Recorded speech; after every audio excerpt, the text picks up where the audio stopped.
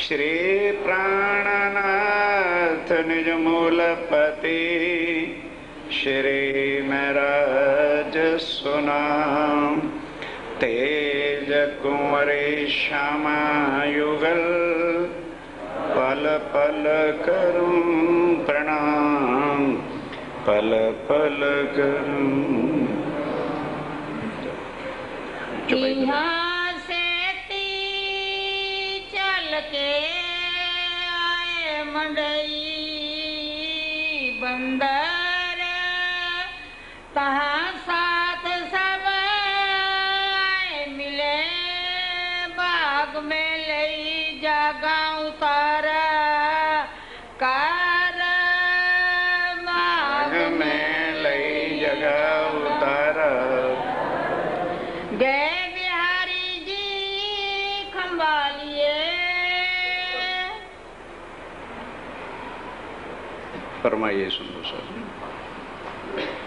आप हक श्री राज्य महाराज वै धाम के धनी पार ब्रह्म अक्षरातीत सच्चिदानंद स्वरूप, जो वेदों में, शास्त्रों में, गीता में, रामायण में, भागवत में, कुरान में और बाइबल में ये लिखा था कि कल युग जब 28वां आएगा तो वह पूर्ण ब्रह्म अक्षरातीत सच्चिदानंद, जिसको संसार के सब ग्रंथों में लिखा है कि परमात्मा सबका एक है, लेकिन कुछ ऐसे तत्व जो अगुए बने हैं, कमर्शियल भाव लेकर, धंधा बनाकर उन्होंने जुदा जुदा धर्म बना दिए और जुदा जुदा रास्ते बनाकर भगवान भी जुदा जुदा कर दिए। क्योंकि पीछे चलने वालों का विश्वास परमात्मा पर नहीं रहता, केवल अपने गुरुओं पर रहता है। तो वो लोग केवल अपना कमर्शियल भाव से, एक धंधा के भाव से चलते हैं और उनको कोई दर्द नहीं पड़ा होता कि हम किसी की आत्म कल्याण के लिए परमात्मा का रास्ता बताएं। अब सवाल यह है क्यों? इसलिए कि उनको भी उस एक परमात्मा की पहचान है नहीं है। कहोगे जी ऐसा क्यों? क्योंकि उन्होंने जो ज्ञान लिया है, समझने की बातें, वो उस देवी देवताओं के लिखे ग्रंथ हैं। त्रिदेवा ब्रह्मा विष्णु महेश आदि नारायण, इससे आगे तो कोई है नहीं।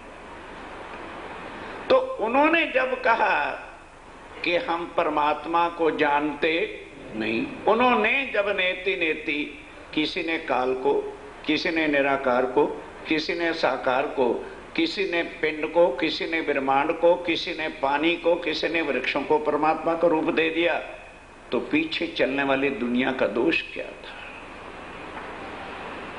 आज इतनी रूढ़िवादी और इतना अपने गुरुओं और पंथों पर विश्वास आ गया कि चाहे वो झूठ का मार्ग बताते हैं, ग्रंथों में झूठ नहीं लिखा।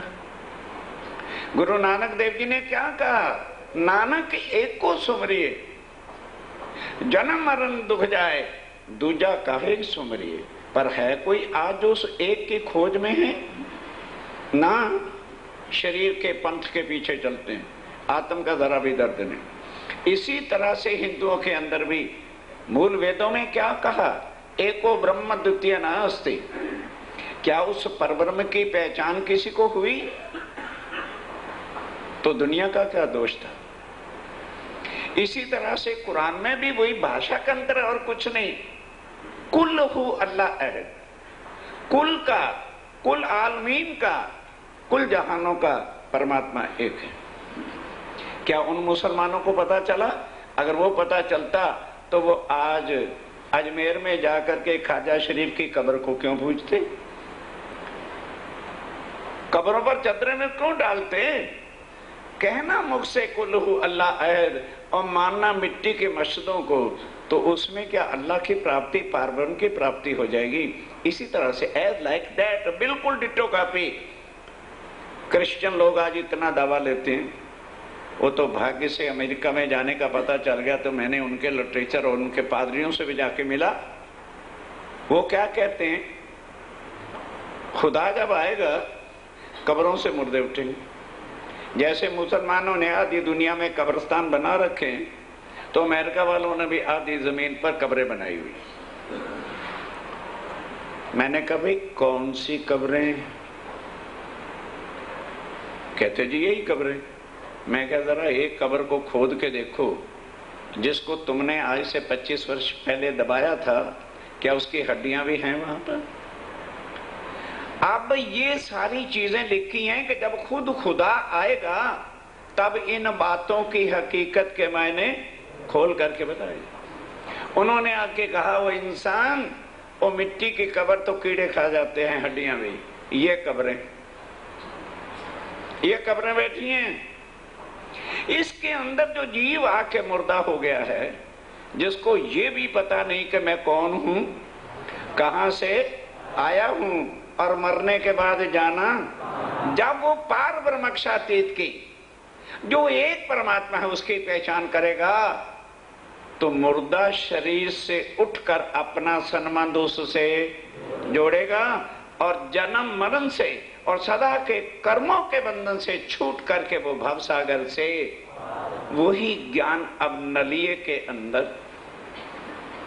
बिहारी जी महाराज जो गाती बती एक आचार्य महाराज थे, जिनको केवल अपनी चिंता गादी और शिष्यों की है, वह पारब्रह्म जो शास्त्रों में, कुरान में जिसके आने के लिए फर्दा रोज कहा है।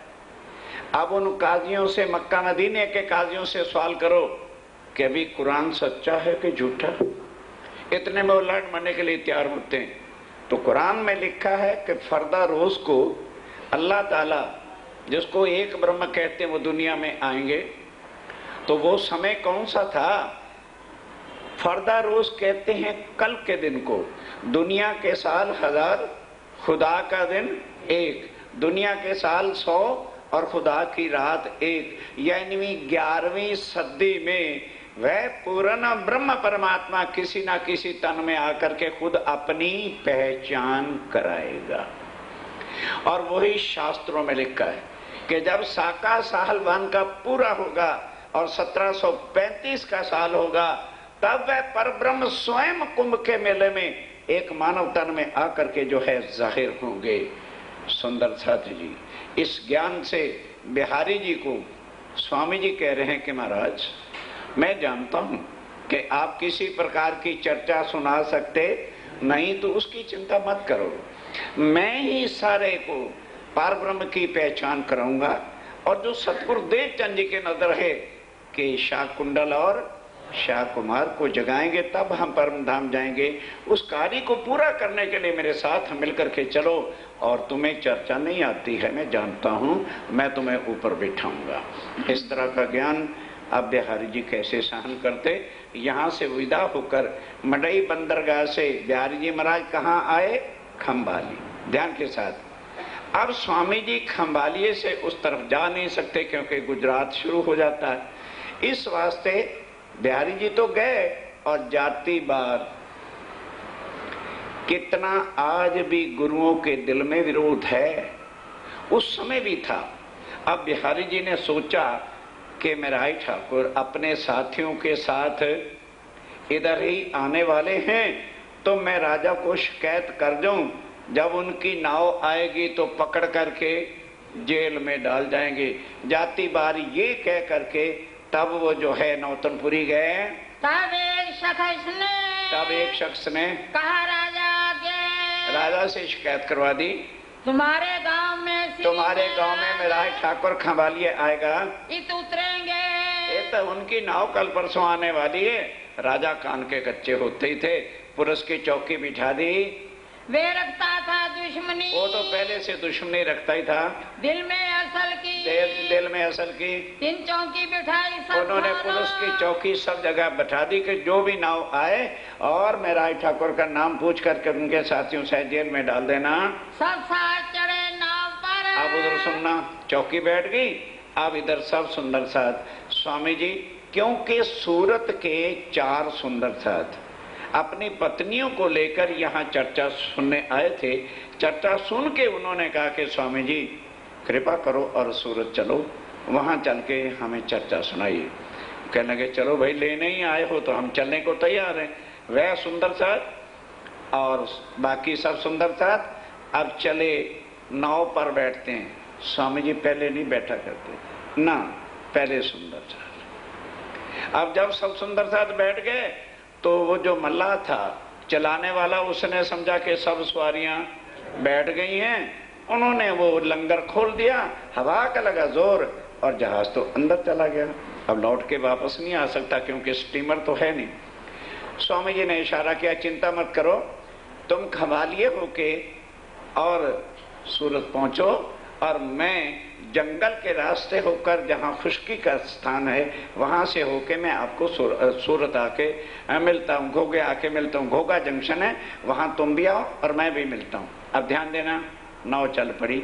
स्वामी जी चीरक वेश बना लिया, जैसे फकीरी वेश होता है, ताकि कोई ये ना समझे कोई सेठ फेट है, तो डाकुओं का तो काम होता है एकदम अटैक कर देना। उसके द्वारा वो खुश्की के रास्ते घोगा जहां नाव आनी थी वहां पहुंचे। अब ध्यान देना, नाव पहुंची है खंबालिए पहुंची। सुनते कहां, नाव वहां जाएगी पहले। जैसे ही वहां गए तो राजा ने चौकी बैठा रखी थी, देखा कि यही लोग हैं। बात जाते क्वेश्चन किया, भाई मेराय ठाकुर कौन है, उसकी पत्नी तेज कुबरी कौन है? तो सूरत के सुंदर साथ समझ गए कि भला पुलिस वालों को मेराय ठाकुर के नाम का और तेज कुबरी का पता कैसे लग गया। ओहो हो, ये तो धाम के धनी की, हाँ, गादी पतियों की ये कृपा है। समझ गए, चौकस हो गए। पकड़ के उनको जेल में रात रखा गया। प्रातः राजा के सामने पेश किया गया। राजा ने पूछा मेराय ठाकुर कौन है? उन्होंने कहा जी जबरन किसी पर मोहर लगाना चाहते हो, हम में से कोई भी मेराय ठाकुर नहीं, पूछ लो सबके नाम। फिर कौन सा मेराय ठाकुर? कहने लगे वो जो क्षत्रिय लोहाना जाति के। कहने लगे वो महाराज हम सूरत के रहने वाले ब्राह्मण हैं, पंडित हैं, हमारा क्षत्रिय वंश से क्या मतलब? कहने लगे तो और तो मैं तुम्हारे कोई तेज कुंवरी है? कहने लगे क्या एक नाम के कोई और औरत नहीं हो सकती?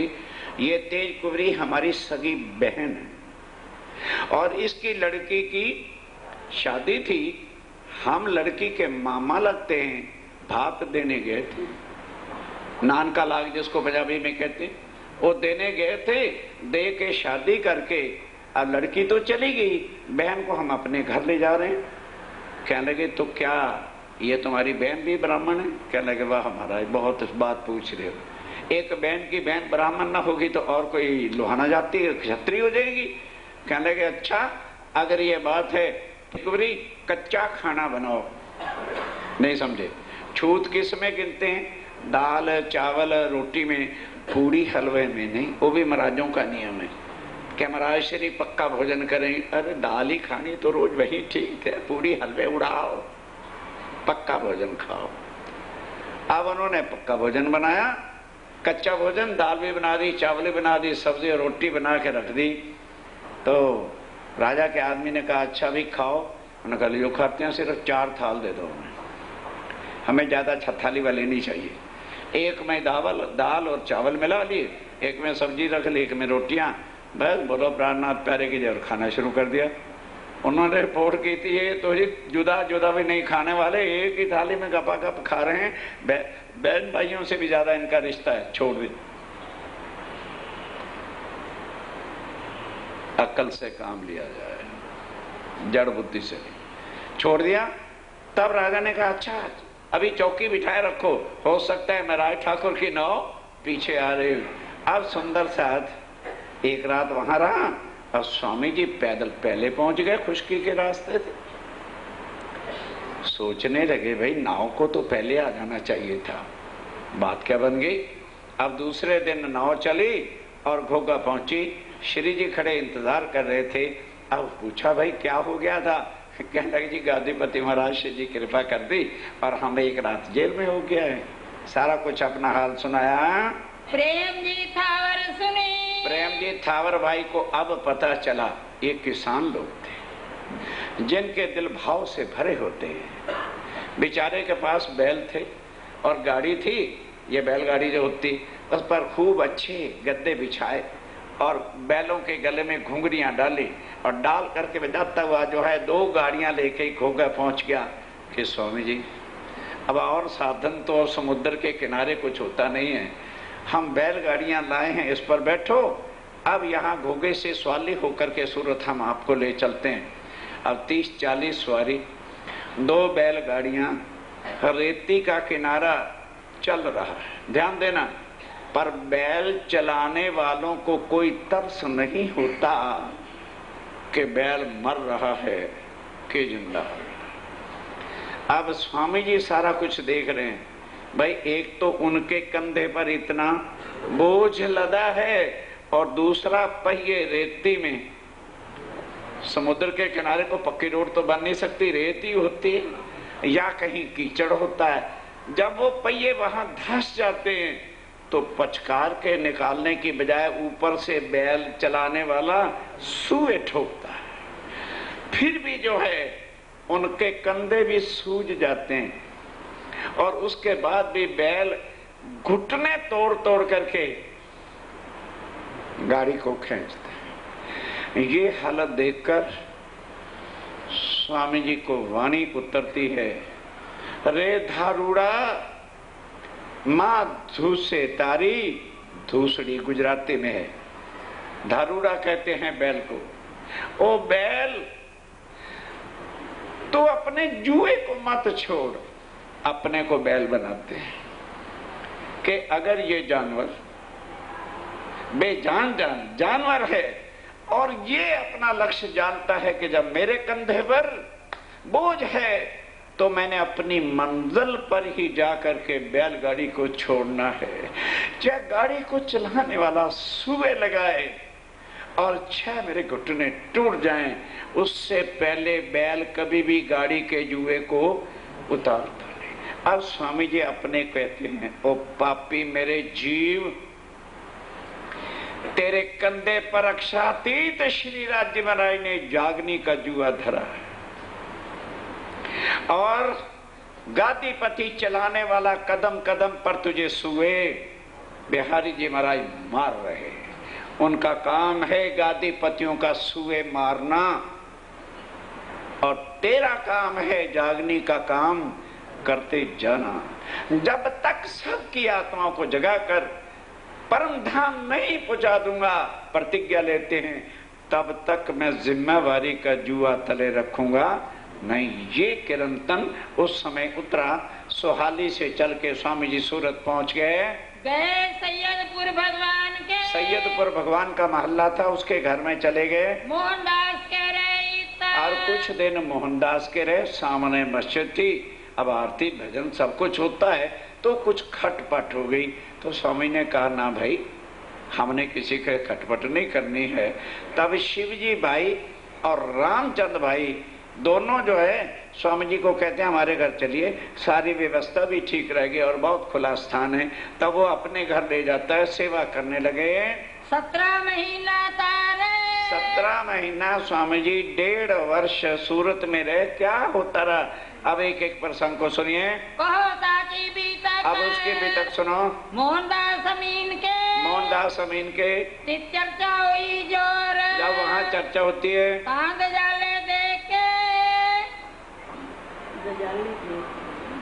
वहाँ खटपट होती है, तब स्वामी जी उसको छोड़ करके घर को वहाँ शिव जी भाई के घर चले जाते हैं। पहले जो साथ था, पहले सबसे वो साथी बना था शिव जी राम जी नाम, शिव जी, और इन्होंने तारतम लिया था और अपने घर ले गए। इनको समझाए के, अब ध्यान दो, चर्चा से समझाया, पहचान कराई।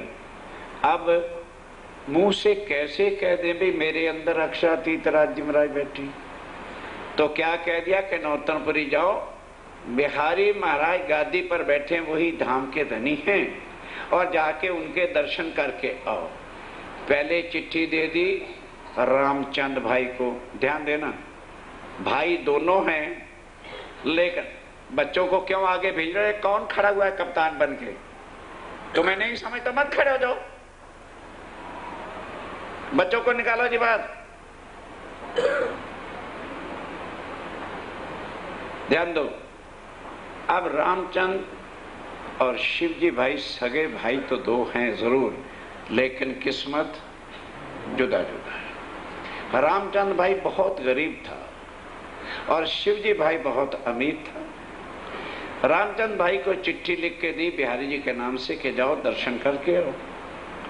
बेचारे ने 2-4 किलो चने बांध लिए, बीच में गुड़ बांध लिया, जो गले में कपड़े थे पहन के अपना चल पड़ा।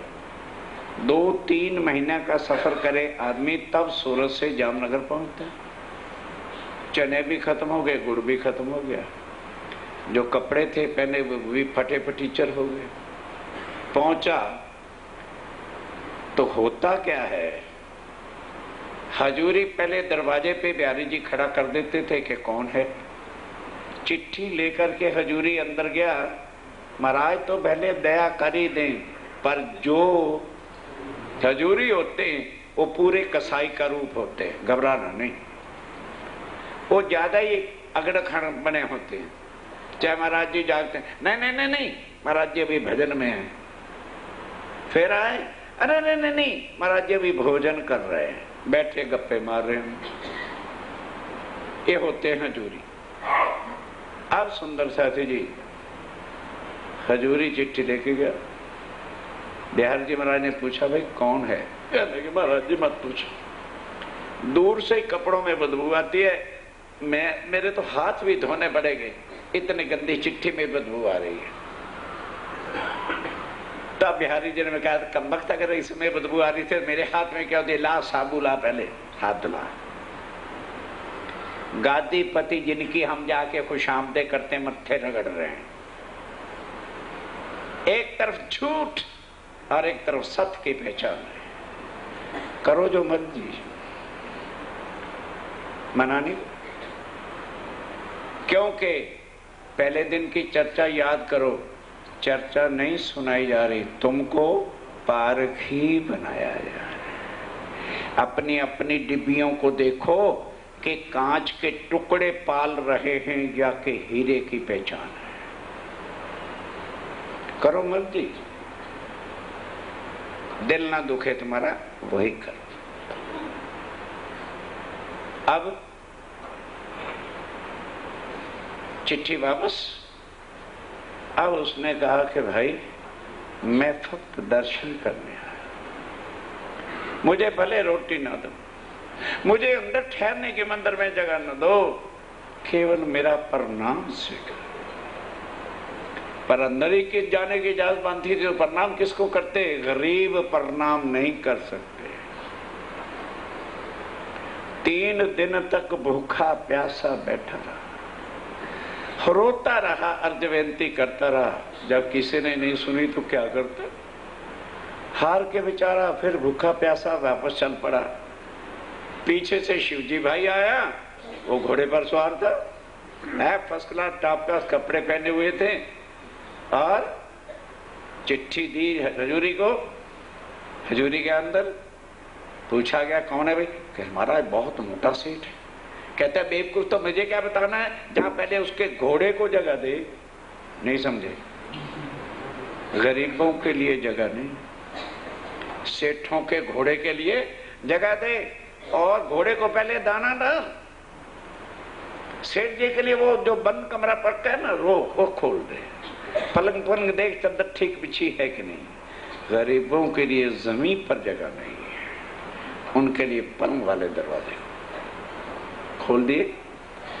अब बेचारा मुंह हाथ धोके तैयार होके आया।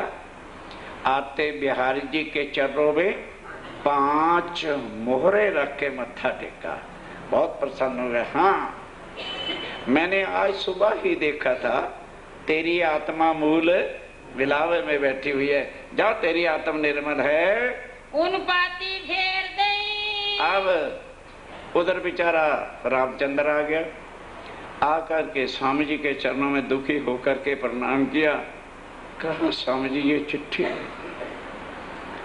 आप तो चर्चा में कहते हो कि पूर्ण ब्रह्म अति कृपालु, अति दयालु, मेहर के सागर हैं, और बिहारी जी जैसा शायद क्रूर और कोई जालिम नहीं। मैं इस तरह से जो गया और 3 दिन तक वहां भूखा प्यासा तड़पता रहा, उस गादी पति के दिल में इतना भी रहम नहीं आया। मैंने कहा, मुझे खाली दर्शन, मैं रोटी भी नहीं मांगता, जगह भी नहीं मांगता, मेरी किसी ने नहीं सुनी, लाचार होके वापस आया हूं। श्री जी तब दलगीर पे, तब उसकी आंखों के आंसू देखकर स्वामी जी से सहन नहीं हुआ और उनके आंखों में भी आंसू आ गए।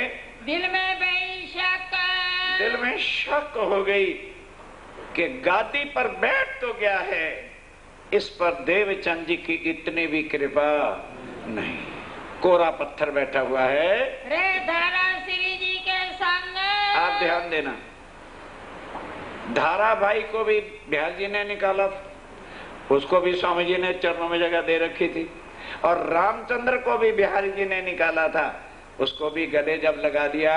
सो बिहारी जी सुनिया मजबूर, तो इधर के दलाल उधर और उधर के तो बैठे ही रहते हैं, सब रिपोर्टें अपने गादीपति महाराजों को पहुंचाते रहते हैं, अब भी पहुंचती हैं, रोज टेलीफोन होता होगा, चिंता मत करो, हमें डर नहीं।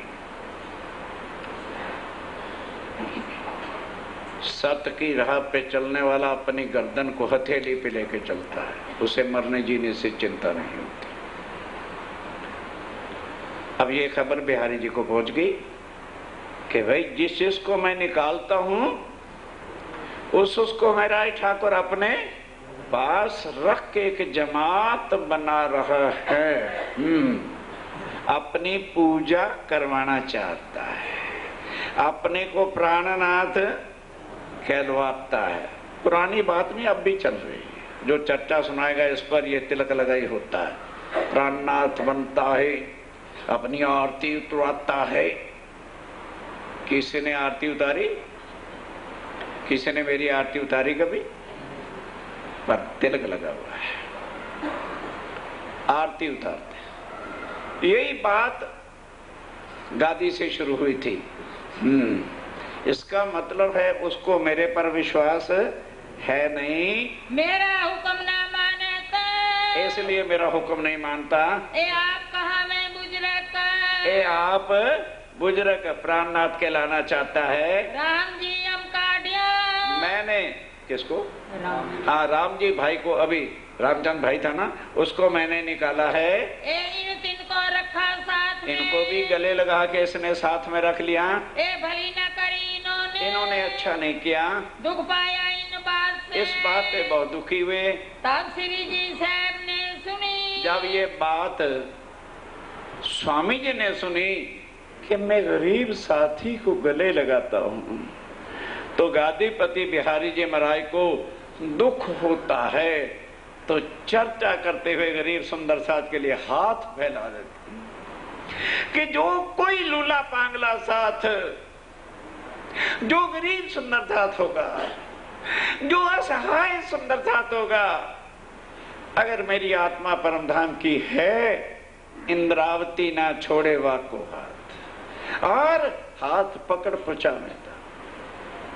मैं पहले उन सुंदर साथ को पकड़ करके परमधाम में उनकी आत्मा को बचाऊंगी, और बाद में मैं जाऊंगी। ये प्रतिज्ञा प्राणनाथ जी की है।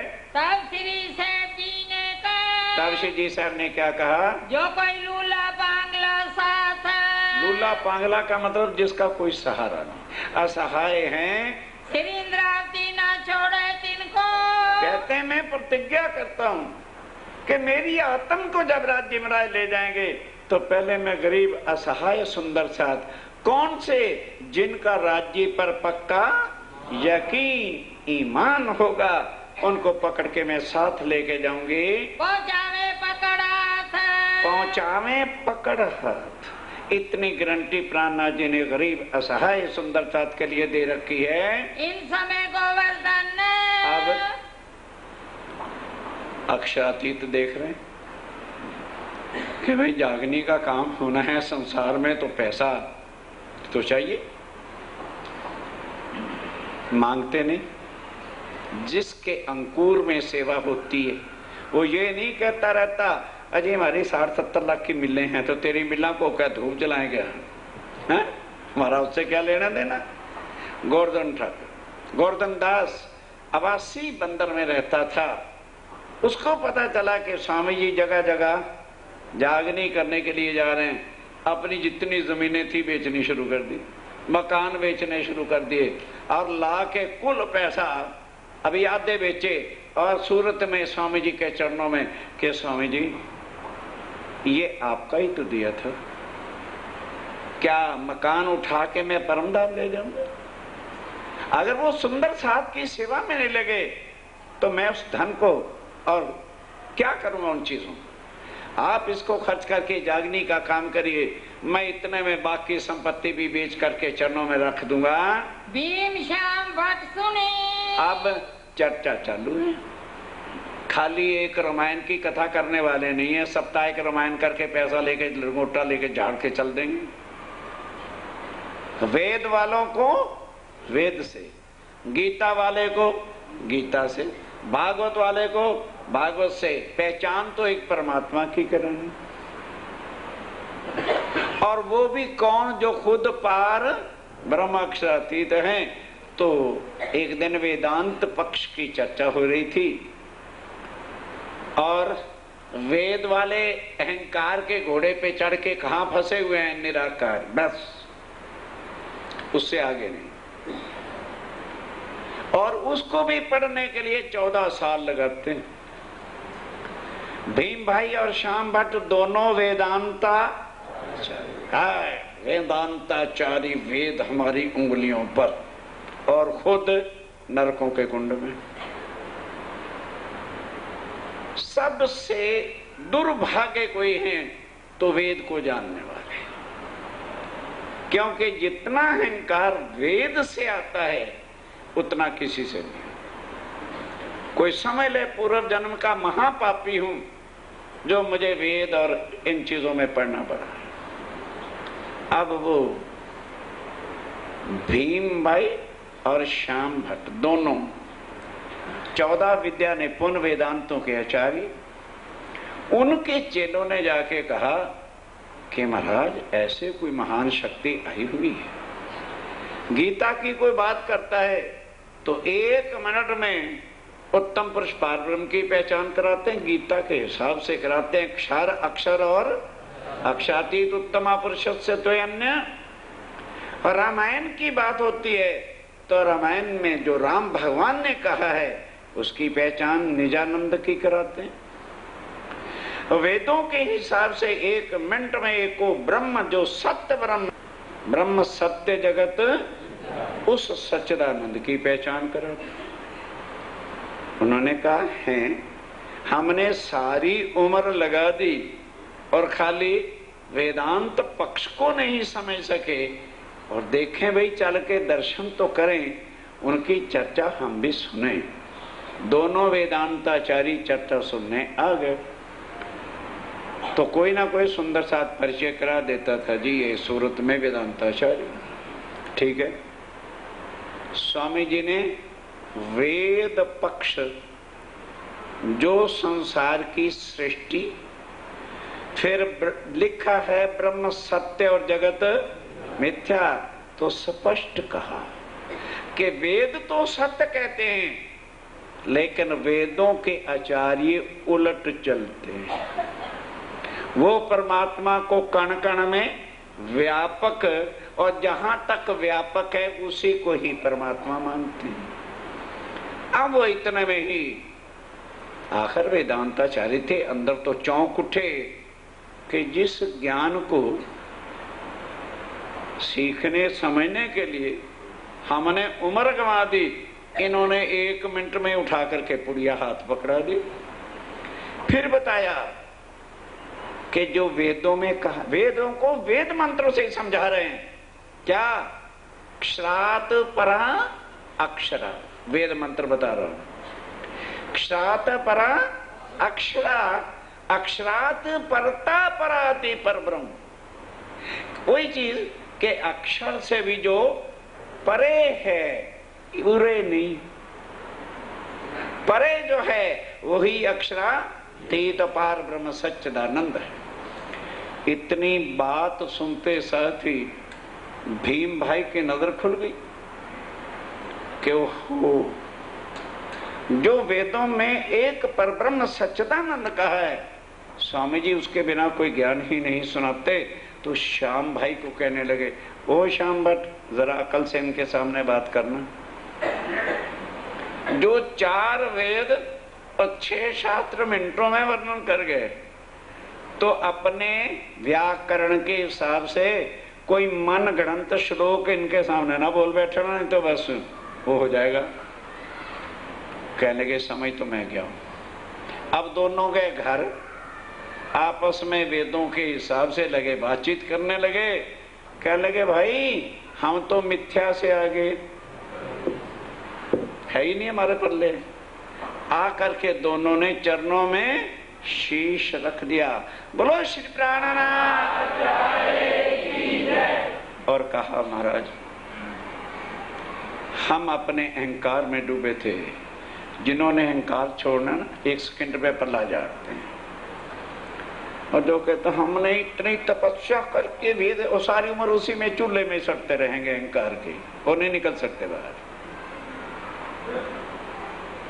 कि कृपा करके एक बार अक्षर और अक्षरातीत के भेद फिर समझा दो। स्वामी जी ने बड़ा प्यार करके उनको मिथ्या जगत, सारे ग्रंथ पुकार पुकार के कहते हैं, हर मानव, हर वस्तु और देवी देवता भी, तीर्थंकर अवतार भी, आदि नारायण महाविष्णु भी महाप्रलय में, और फिर हम उनको भगवान मान के पूजा करते हैं।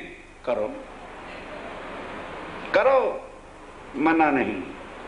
पर अब वक्त आखिरत जो और जल्दी आ रहा है सिर पर, ये उस समय ना कहना पार ब्रह्म के सामने प्राणनाथ जी सामने बैठे होंगे। तुमने कहना है कि हमको किसी ने बताया नहीं, हम खड़े हो जाएंगे और कहेंगे, और तुमको कहने नहीं देंगे कि प्राणनाथ जी और उनके साथी आए थे और हमको किसी ने बताया नहीं। बताना है बस। हम ये नहीं तुम्हें कहने, कभी नहीं मंदिर में हमारे मुख से ये सुनोगे किसी धर्म की निंदा नहीं, किसी देवी देव की निंदा नहीं, पर सत्य को सत्य और झूठ को झूठ कहना कोई पाप नहीं होता। आप अज्ञान में फंसे हो, अभी अंधकार की चद्दर तुम्हारे ऊपर है। मुख से कहते हो ब्रह्म सत्य है, पर उसकी खोज कभी की नहीं। ये कलयुग है जिसमें सब ग्रंथों में लिखा था कि कलयुग में वह पूर्ण ब्रह्म सच्चिदानंद खुद आकर अपने साथ वो ज्ञान भी लाएगा जिसको सुनकर सारा सब इंसान उसके स्वरूप की पहचान कर लेगा। बड़े बड़े आचार्यों ने जब सुना, चरणों में गिर गए और परिवार सहित वेदांत को छोड़कर निज नाम श्री जी साहेब जी की पहचान करके उनके चरणों पे शीश रख दिया। एक व्यास गोविंद जी। अब और सुन लो। अब कोई भागवत वाला आता है तो भागवत से सारे भेद बताते हैं, नित्य वृंदावन गौलोक के भेद बताते हैं। तो व्यास गोविंद जी वल्लभाचार्य मार्ग के गोसाई जी यानी आचार्य, वल्लभाचार्य मार्ग के जो आचार्य गुरु होते हैं ना, उनको गोसाई जी कहते हैं। उन्होंने भी चर्चा सुनी, वो हैरान हो गए। तो एक मोहनलाल दलाल था, ध्यान से समझने की बात है। वो पहले वल्लभाचार्य मार्ग का मानने वाला था, चर्चा सुनी तो तारतम लिया, शिवजी साहब की पहचान कर अपना नाता जोड़ा। अब उसने कहा कि स्वामी जी, व्यास गोविंद जी 40 प्रश्न उनके पास हैं और वो कहते हैं कि इन प्रश्नों का उत्तर अक्षरातीत के बिना कोई दे नहीं सकता। तो कहने लगे ऐसे कर, तू व्यास गोविंद जी को ले आ, उनके